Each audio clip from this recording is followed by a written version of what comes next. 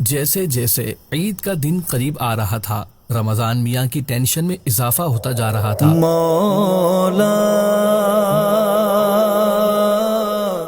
سال کے 12 مہینوں میں ایک رمضان ہی کے مہینے میں تو اسے کچھ سکون ملتا تھا، اب وہ بھی ختم ہونے جا رہا تھا۔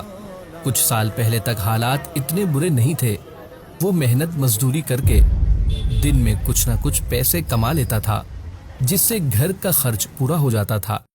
لیکن گزشتہ کچھ سالوں سے کمر توڑ مہنگائی نے تو جینا ہی مشکل کر دیا تھا۔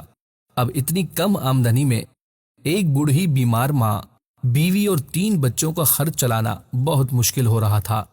6 افراد کے اخراجات کسی پہاڑ سے کم نہیں تھے۔ بڑوں کو تو سمجھایا جا سکتا تھا، لیکن بچے کسی صورت ماننے کو تیار نہیں تھے۔ ان کو تو بس ایک ہی دھن تھی کہ عید آ رہی ہے، اب نئے کپڑے بنیں گے، گھر میں سوئیاں تیار ہوں گی، اوروں کی طرح ہمیں بھی عیدی ملے گی۔ ابھی تھوڑے دن پہلے ہی کی بات ہے کہ جب رمضان شروع ہوا تو رمضان میاں کو تھوڑا سکون ملا تھا کہ چلو اب ایک وقت کا کھانا ہی ارینج کرنا پڑے گا۔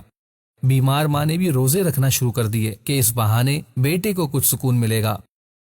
بیوی نے ان بچوں کو جن پر ابھی روزے فرض بھی نہ ہوئے تھے، انہیں ثواب حاصل کرنے کی ترغیب دے کر روزے رکھنے کے لیے راضی کر لیا تھا۔ اب صرف ایک وقت کے کھانے کا امکان باقی تھا۔ بستی کے کھاتے پیتے لوگ بھی کبھی کبھی افطاری کے نام پر کوئی کھانے کی چیز اور پھل وغیرہ بیچ دیتے تھے، جس سے افطار کا انتظام ہو جایا کرتا تھا۔ اللہ اکبر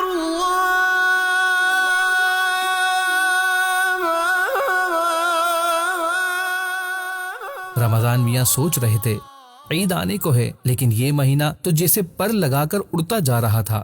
بس اب آخری دن باقی رہ گئے تھے۔ عید آنے کو ہے، اب کیا ہوگا؟